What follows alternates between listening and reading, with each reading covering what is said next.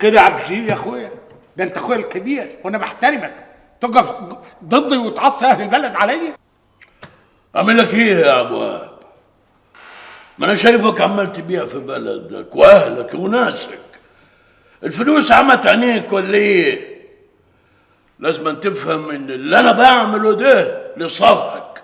يعني ده اخر كلام عندك؟ ايوه يا ابو وهاب، واشرب الشاي قبل ما يبرد. يعني يا عبد الجليل يا اخويا، انا عايزك تدور الحكايه في راسك وتشوف مصلحتك. مصلحتي؟ انا مصلحتي هي صالح اهل البلد.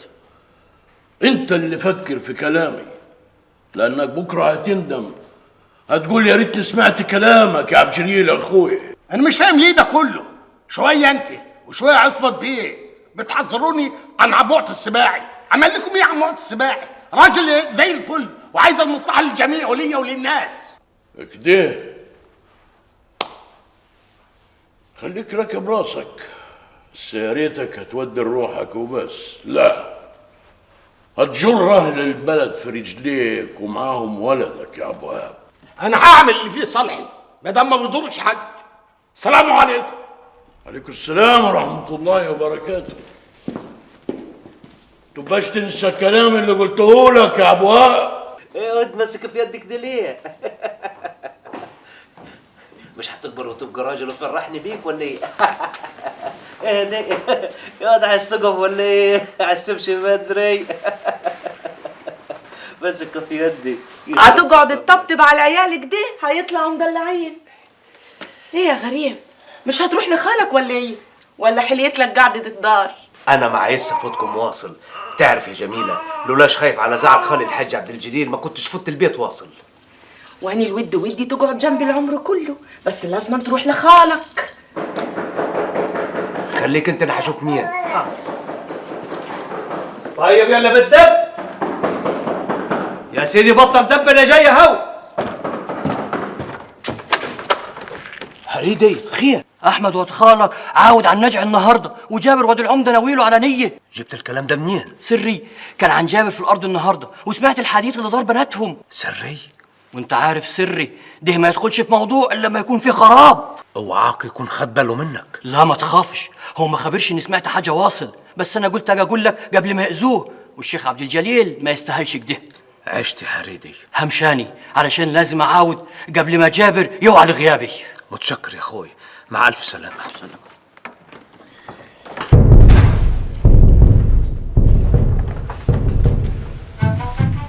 خير يا غريب؟ خير ان شاء الله. انا واصل البيت الحج. السلام عليكم.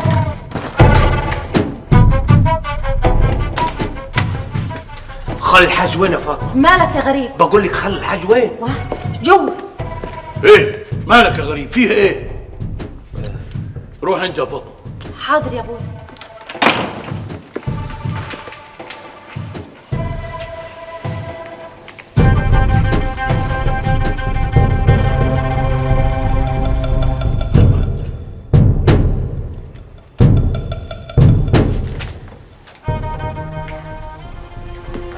مين اللي قال لك الكلام ده؟ هريدي سمعه وبلغني بيه طوالي. هما علموا منين ان احمد جاي؟ حد من اصحاب جابر وعاله وهو يركب القطر وبلغه. يعني لساه جابر مصمم على اللي في دماغه من ناحيه احمد ولدي.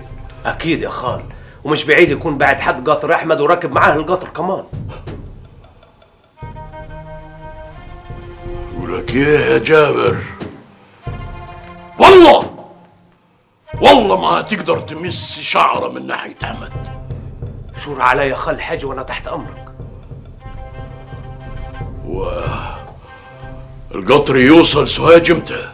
بعد ساعه من دلوقتي.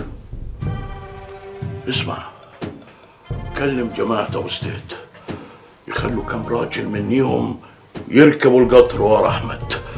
ابو ستيت يعرفوا زين ويكون معاهم سلاح. حاضر يا خال الحاج. وقول للرجاله اللي بيشتغلوا ويانا يسبقوني على المحطه. طب افرض يا خال حد من رجال جابر قال عقله وعامل حاجه كده ولا كده، نعمل ايه؟ ما تخافش يا غريب، مش هيقدروا. ولازم احمد ولد يرجع بيته بالسلامه، وبعدها يحلها الف حلال. تأمرني بحاجة تانية يا خال الحاج؟ لا، روح اعمل اللي قلت لك عليه. حاضر يا خال، بالإذن.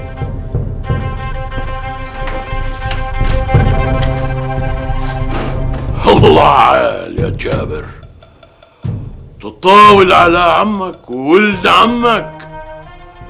طيب اما نشوف هتقدر تعمل ايه انت ولا ابوك.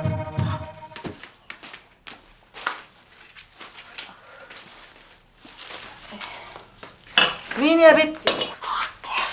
ده الغريب يا ماي. ومالك عامله كده؟ ما خبراش، بس باين له كده في حاجة واعرة قوي. ربنا يجيب العواقب سليمه. يا بنتي خلصي الوقت. حاضر يا ماي. شفتي يا ماي، تهاني هتتجوز. ما هو ده اللي واجع قلبي ومخوفني يا بنتي. تقصدي ايه؟ كان عندي امل اخوك يعاود ويصلح كل حاجه. دلوقتي لو تهاني اتجوزت جابر مش هيسامح ابدا، والدم هيبقى بينه وبين اخوكي. جابر هيفضل وراي لحد ما يقتله. يا مري، امال انت فاكره ربنا يحلها من عنده. سيب اللي في يدك وروح اعملي الشاي لابوك وللغريب. حاضر يا ماي. صعبان عليا جو البنت تهاني، بس ما عرفاش اعمل لها ايه. ومين سمعك؟ داني مش قادرة اوريها وشي، واني وانتي خابرين كديه هي رايدة اخويا احمد. النصيب يا بنتي، ومفيش هروب من المكتوب. يعني هي اللي اتجوزها دي احسن من بنت عمه فين؟ اللي حصل يا بنتي. اما نقوم نعمل لهم الشاي.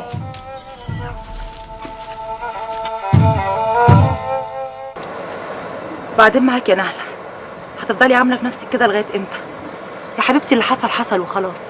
بعدين انت مش اول واحده تتطلق، ما تزعليش مني بقى. انا حاسه ان انت اللي اتسرعتي. ما اتسرعتش في اي حاجه، اللي حصل ده كان لازم يحصل ومن زمان. ولما انت عارفه ان اللي حصل ده كان لازم يحصل من زمان، ممكن اعرف بقى مزعله نفسك قوي كده ليه؟ معلش يا سلوى، اللي انا فيه كمان مش سهله ابدا عليا. طب ممكن تنزلي تقعدي معايا بقى شويه في الجنينه عشان طنط قلقانه عليكي جدا. لا معلش عشان خاطري، انا مش قادره اقعد مع اي حد، انا عايزه اقعد مع نفسي وبس. خلاص يا ستي، هسيبك لوحدك، بس هستناكي تحت.